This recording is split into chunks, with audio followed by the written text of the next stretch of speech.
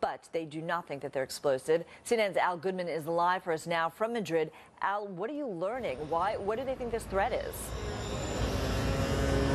Hi, Deborah. Well, first thing is it does not appear to be terrorism. Of course, Spain has been hit by Islamic terrorism, by Basque ETA terrorism. This does not appear that case. They have cordoned off a huge area of the central part of Madrid, basically right over there, just very close to our bureau. And that means a lot of people can't get to work. Traffic is snarled, and they have arrested this man who is around that age, late 30s, a disgruntled businessman blaming the government, according to reports, for his economic problems. So that would be maybe a desperate cry in Spain's deep economic crisis, 23% unemployment overall. But it does not appear to be terrorism. They still haven't lifted the threat level, and they activated it, of course, because of all the horrible previous experiences that have happened here. Al, is there any reason why the headquarters of the Conservative Party?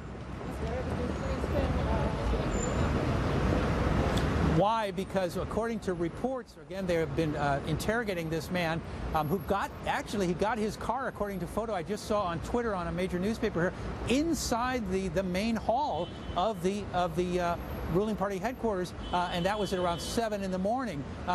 He is blaming the Conservatives for policies, he claims, according to the police reports, that have led to his economic ruin. So that is why the betting line right now is that this is some sort of economic desperate claim in the economic crisis, and not, it appears, not terrorism. Deborah? All right. Al Goodman, thank you so much. We appreciate that. We'll check back with you a little later. Just quickly, have they defused that device? We do not have, we're checking on that. There have been some indications that maybe the bomb squads have been taking off their suit, but we don't have official confirmation. And I just saw police Twitter that says everything's blocked. Okay, good enough. Thank you so much. We appreciate that. And also coming up, is the Secret Service stretched too thin? Well, a new report with shocking claims about a lack of staff training, even security issues protecting the White House. Who's responsible? We'll have the details. Stay with us. An elevation in design, a breakthrough in performance. This is the Freestride Trainer by NordicTrack, combining the benefits of the stepper, treadmill, and elliptical into a single machine that's designed ergonomically to adapt to the way you move instead of you adapting to it. With a first-of-its-kind suspension system, you can experience the unique sensation of floating through your workout. And changing workouts is as simple as changing your stride. Use incline or decline at the push of a button. Explore the world on a touchscreen display with iFit powered by Google Maps. You can even work out with friends across the globe. But the only way to truly understand how different the Freestride Trainer feels is to try it for yourself today. Go to NordicTrack.com or call now to try the Freestride Trainer risk-free for 30 days. We'll even ship it free. Plus, you can take advantage of 0% financing. Try the Freestride Trainer for yourself risk-free for 30 days and feel the difference. Go to NordicTrack.com or call now. Closed captioning brought to you by InventHelp. Call 1-888-909-4332. People ask me all the time, George, what do I do with my idea for a new product? I tell them, call my friends at InventHelp. Call for free information. Oh my God, look at this thing. They found her. It was a complete T-Rex.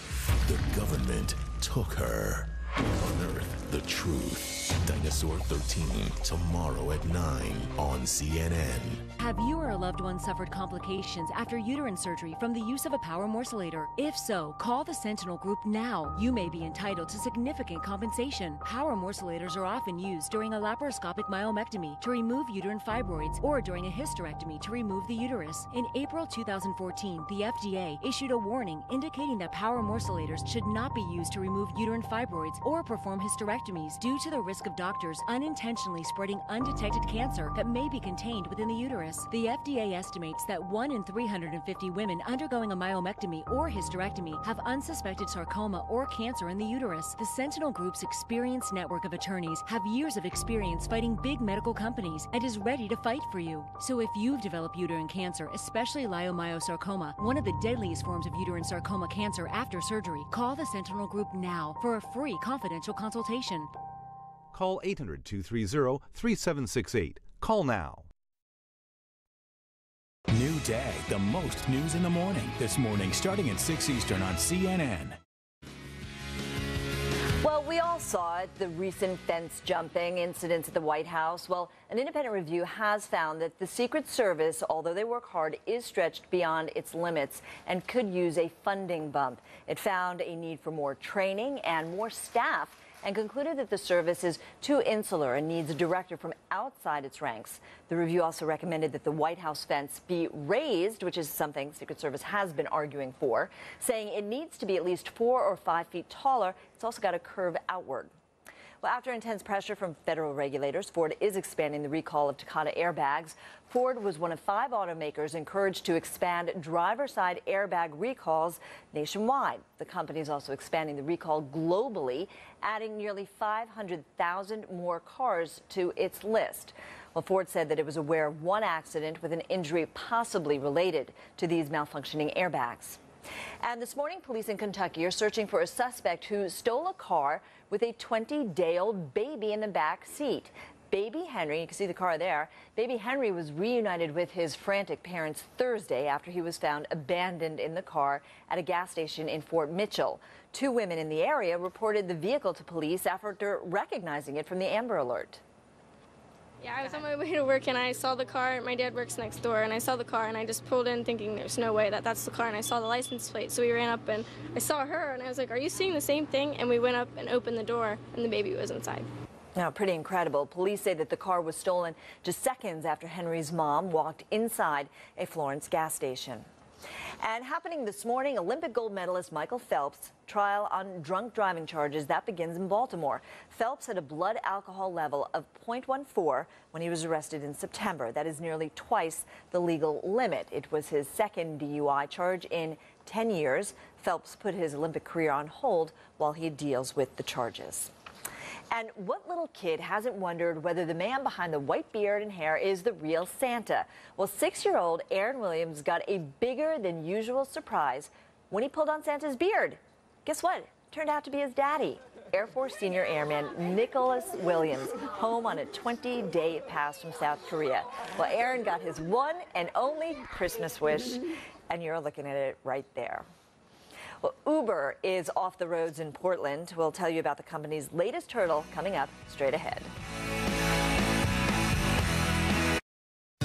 19 years ago, we thought, wow, how is there no way to tell the good from the bad? So we gave people the power of the review. And now Angie's List is revolutionizing local service again. You can easily buy and schedule services from top-rated providers. Conveniently stay up to date on progress and effortlessly turn your photos into finished projects with our Angie's List app. Visit angieslist.com today. It's Empire Today's huge $99 room sale. Carpet, hardwood, and laminate, $99 a room when you pay for padding and installation. 800-588-2300 Empire. Today. Friday and Saturday at Joseph A. Bank. 70% off and more throughout the store. Suits, sport coats, and outerwear. 70% off, plus an extra 20% off.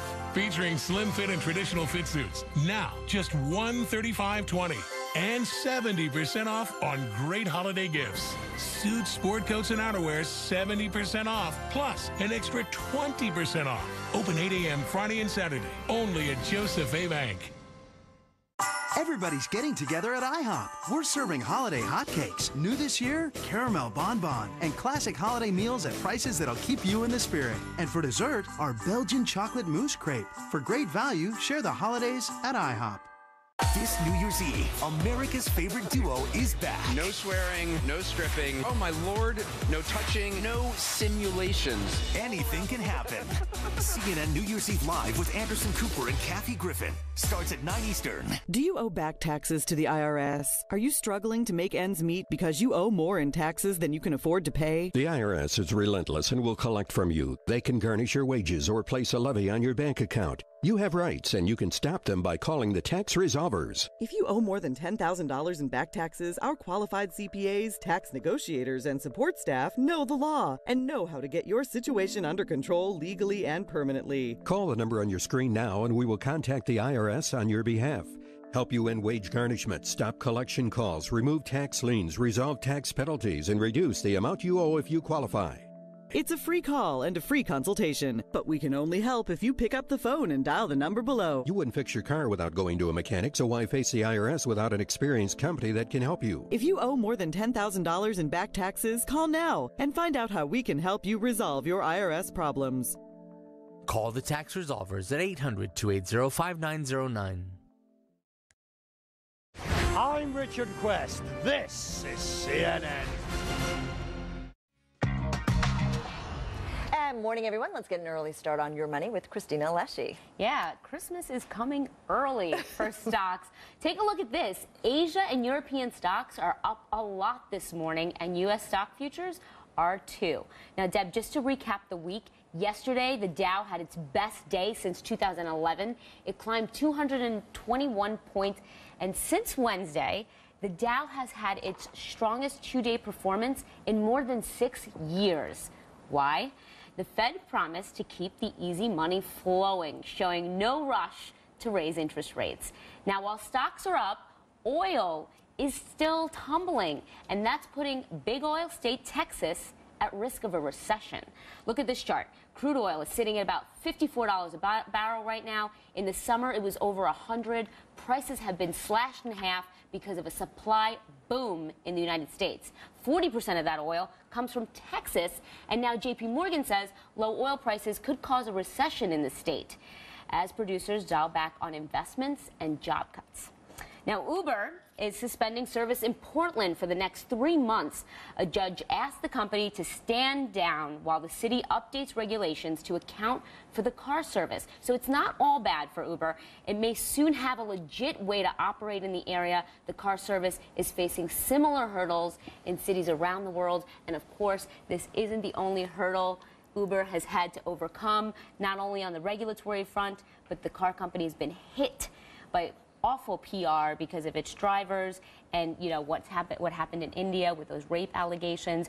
It's causing a lot of questions and maybe even surveillance on the drivers themselves. Maybe the company will have to implement some kind of way to monitor the drivers and have some maybe even video footage. Yeah, and it makes sense, and that's why they're looking to regulations. All right, Christina, thank you so much. We appreciate that. We know you'll be back. Morning, everyone. Early Start continues right now.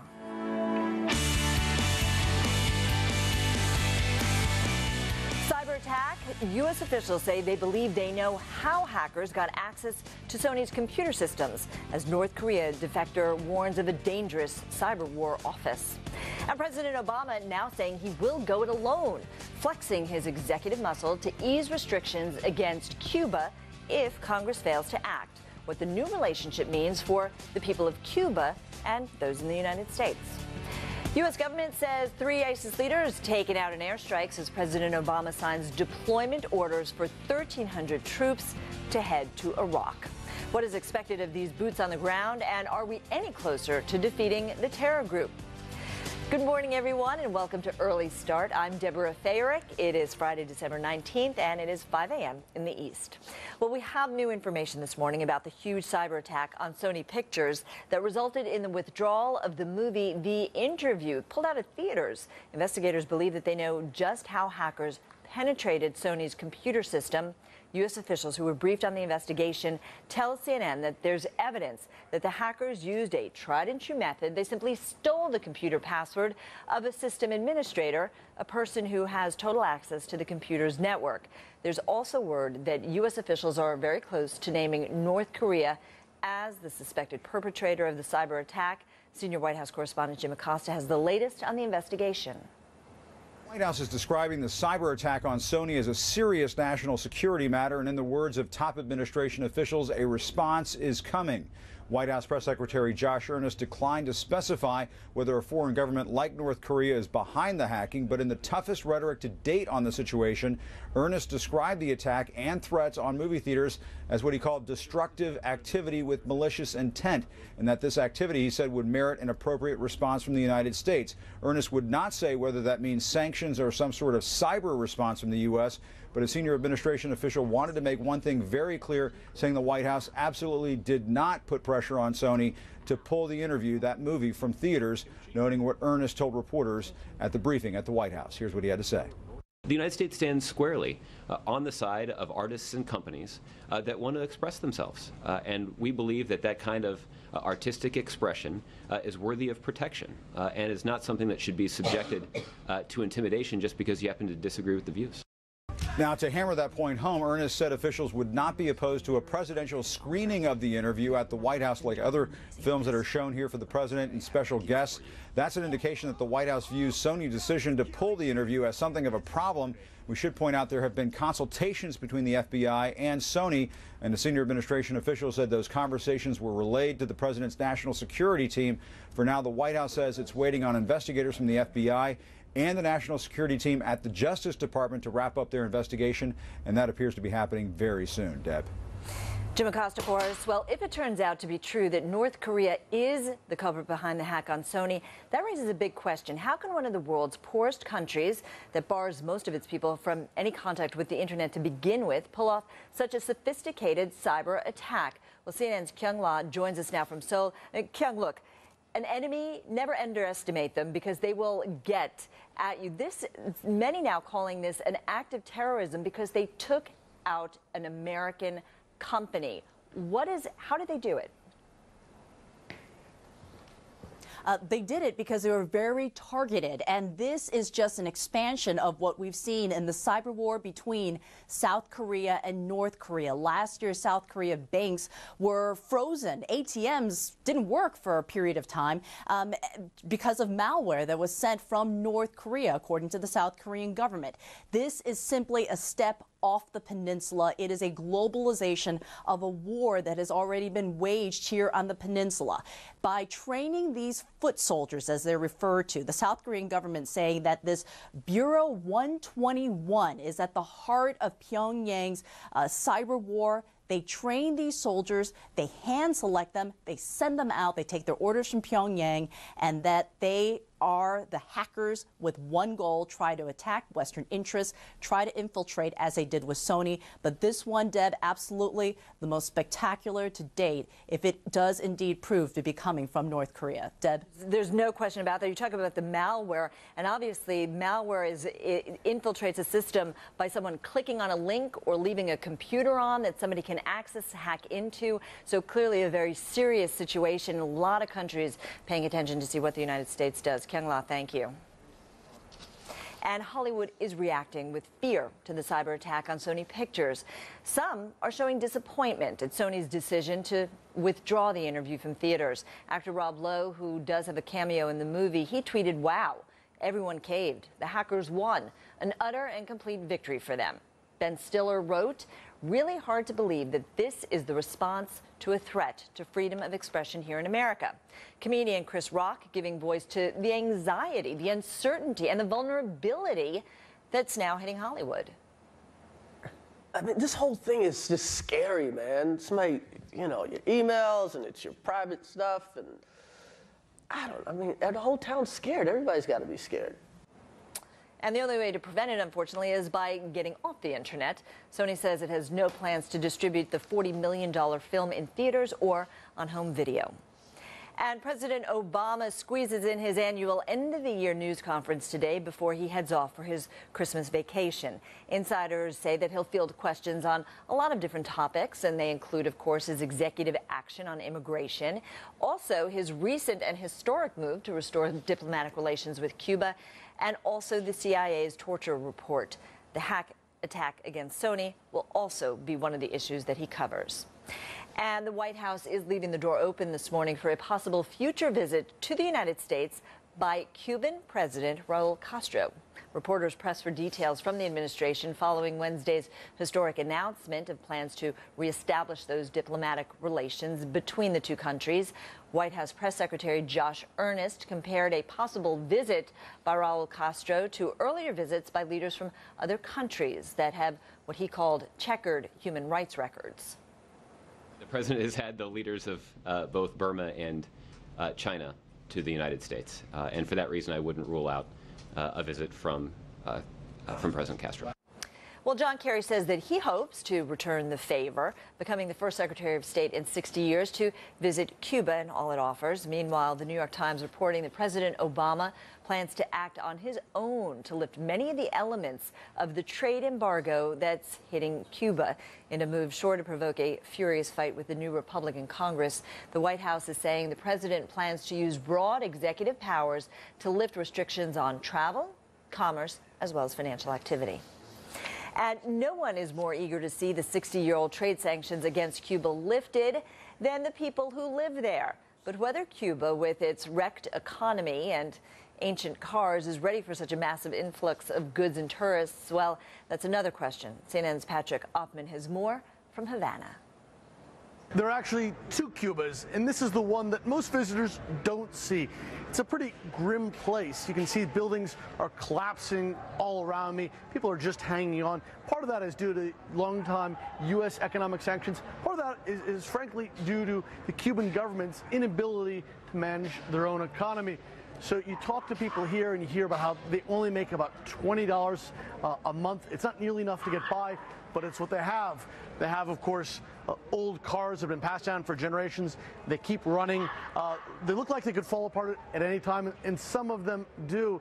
So when you talk to people really in impoverished neighborhoods like this one, when you talk to them about what improved U.S.-Cuban economic relations mean for them, they talk about how they don't just want it to improve their economic situations, they need it to. You try to make things better so you have more. We have enough, but more would be better. And this is the other Cuba, the one that's for international visitors who come to Cuba with hard currency to spend. You can see the streets are fixed, the walls are painted, and the buildings are not falling down. Is Cuba ready for all these changes? It doesn't appear so, but they're welcoming them all the same. And you better believe there'll be a huge influx of money when that time comes. Well, tensions are running high both inside and outside the courthouse, where suspected Boston Marathon bomber Jahar Tsarnaev made his first public appearance since his arraignment 17 months ago, where he pleaded not guilty to all charges against him. Well, a friend of the 21-year-old shouted out her support, saying, "We know you're innocent." Meantime, outside, a victim who lost his leg in the bombing confronted a supporter while shaking his prosthetic leg at her, saying, "Here's your proof." Tsarnaev's trial is set to begin January 5th.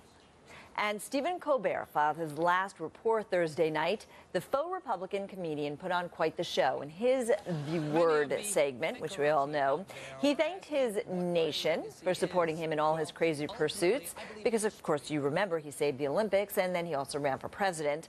He even broke out into the hit song We'll Meet Again, with a great cast of characters there to honor him: Jon Stewart, Willie Nelson, Cyndi Lauper, Big Bird, Katie Couric. Even CNN's Christiane Amanpour got in on the fun, and in true Colbert fashion, he bid his fans a final farewell from eternity.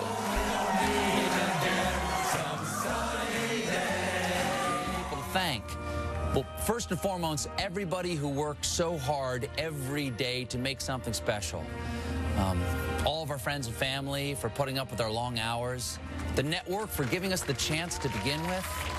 And, of course, all of the guests who came on, thousands of them. They're just too many to thank, so you know what? I'll just thank Mavis Staples. Mavis, if you could just call everybody tomorrow, that would be great. Thanks. Good Christmas there for Mavis Staples. Well, thunderstorms are expected to continue in Texas this morning. Let's get to meteorologist Derek Van Dam for an early look at your weather. Good morning, Deborah. Waking up to a beautiful start to the weekend across the New England coast. Sunshine for New York City. Mountain snow expected across the Pacific Northwest. And a low pressure system will bring some rainfall to places like Dallas, Texas, as well as New Orleans. Temperatures today in the Windy City, 33 degrees. The Big Apple, 38. Our nation's capital at 45. Here's the low pressure system bringing